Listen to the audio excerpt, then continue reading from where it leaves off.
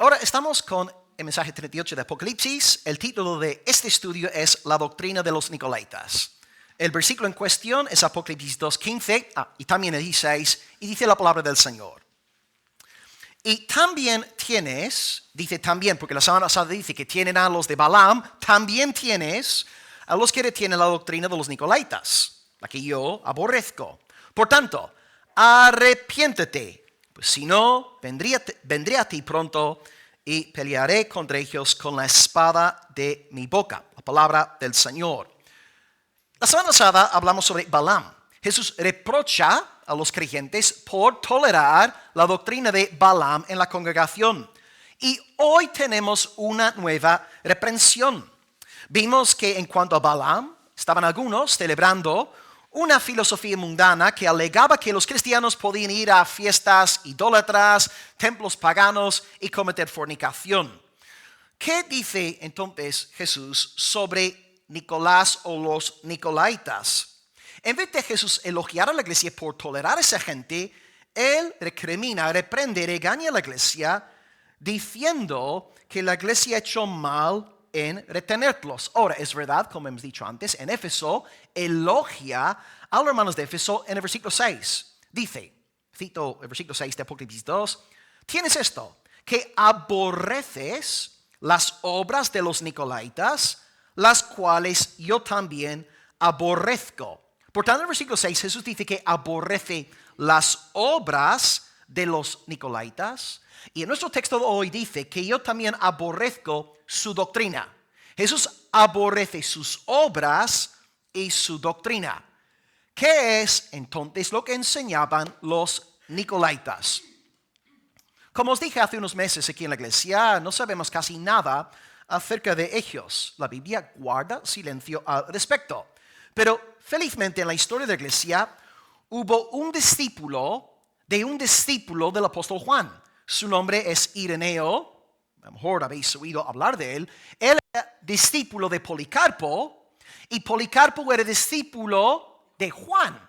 Y Ireneo nos escribe en el siglo II afirmando que Nicolás, el diácono de Hechos 6, llegó a apostatar y se convirtió en la cabeza de una secta conocida como los Nicolaitas. Como bien señalamos antes, podéis leer sobre la ordenación de Nicolás en Hechos capítulo 6.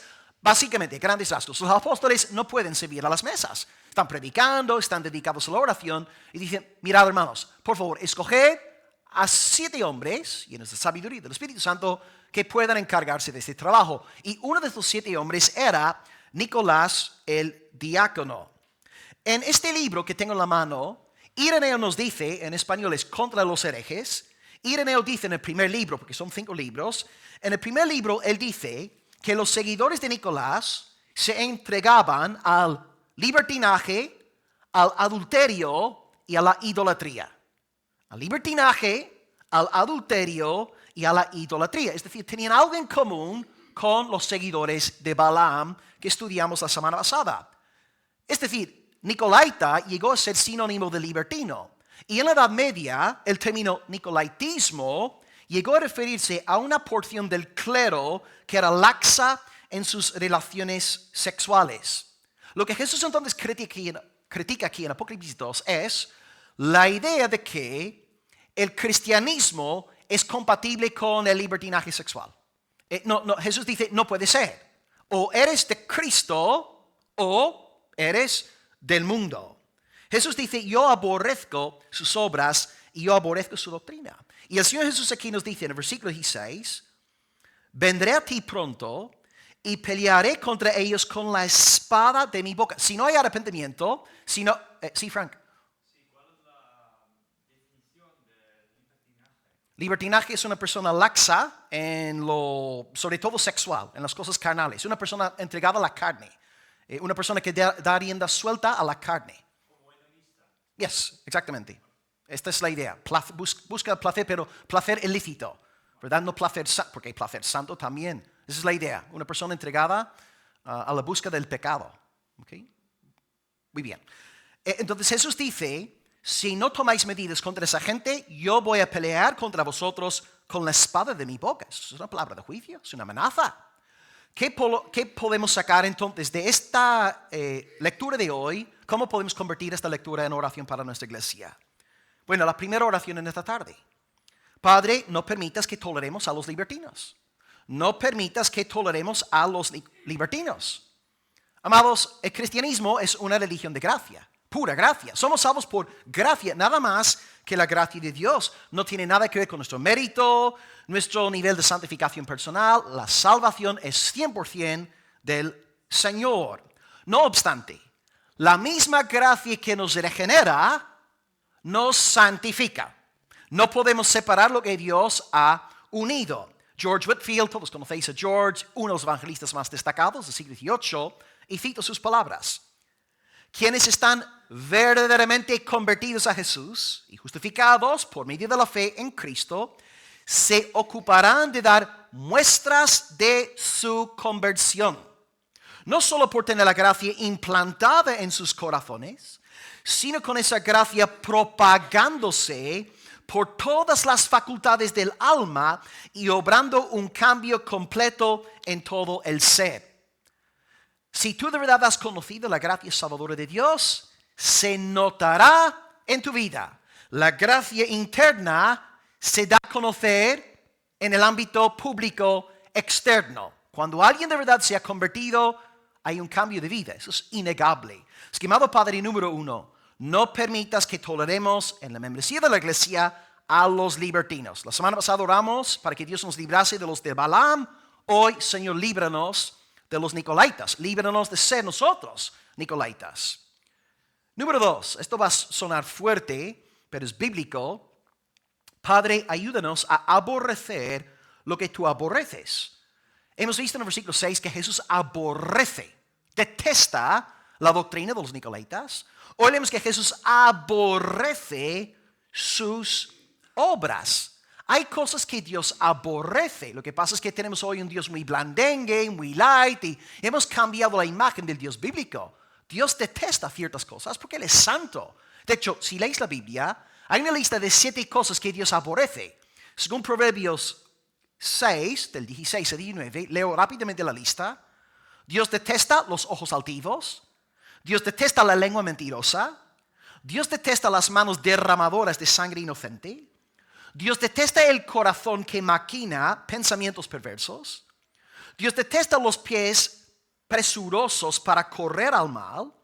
Dios aborrece al testigo falso que habla mentiras. Esto es muy fuerte porque ya no está hablando de una actividad. Está hablando del aborrecimiento de Dios hacia una persona. Dios aborrece, no aborrece la mentira, sino aborrece al que dice mentiras. Eso es fuerte. Y número 7, aborrece al que siembra discordia entre hermanos. Muchas veces oramos diciendo, Padre, enséñame a amar lo que tú amas. Enséñame a valorar lo que tú valoras. Hoy también debemos orar bíblicamente, Padre, ayúdame a aborrecer lo que tú aborreces. Es verdadera santificación, amar lo que Dios ama y detestar lo que Dios detesta. 1, Padre, no permitas que toleremos a los libertinos, nicolaitas. Número 2, Padre, ayúdanos a aborrecer lo que tú aborreces. Y número 3, Padre, danos un corazón arrepentido.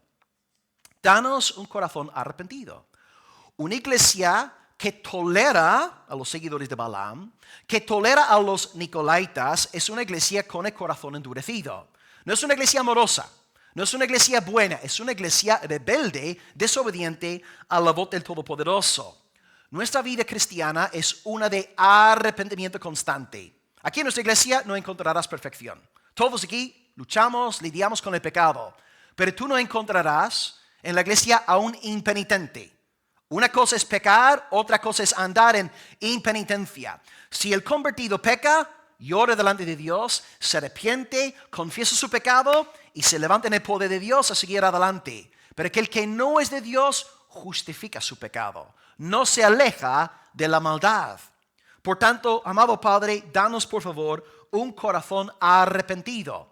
Todo lo que hacemos, hermanos, hasta lo bueno, fíjate, no solamente tenemos que arrepentirnos de lo malo, tenemos que arrepentirnos de lo bueno, porque incluso cuando hacemos cosas buenas también pecamos. Una vez más, cito a Whitefield, es Creo que es mi frase favorita de él. Y sé que he usado esta cita en alguna predicación en el pasado. Dice George, no puedo orar sin pecar. No puedo predicarte a ti ni ningún otro sin pecar. No puedo hacer nada sin pecar. Yo necesito arrepentirme hasta de mi arrepentimiento. Y agrega, si nunca has sentido que no tenías justicia propia alguna, no puedes acudir al Señor Jesucristo. Amado, tu salvación no está en tu nivel de arrepentimiento, está únicamente en Cristo. Pero si tú eres de Cristo, tendrás un corazón arrepentido. Por tanto, mi mensaje hoy no es confía en tus buenas obras. Porque yo sé que tus buenas obras están manchadas. Yo estoy ahora mismo haciendo una buena obra, estoy predicando la palabra, pero también está en mí el viejo hombre todavía, ¿verdad? Pero aleluya, mi salvación no reside en predicar bien, en enseñar bien, en memorizar bien. Mi salvación está en Jesucristo. Ahí está la salvación y si estamos en Él, tenemos un corazón arrepentido. Por tanto, examínate. ¿Cómo te relacionas con el pecado? ¿Puedes vivir en paz con el pecado? ¿O detestas, odias el pecado? Y ahí está la señal de una verdadera conversión.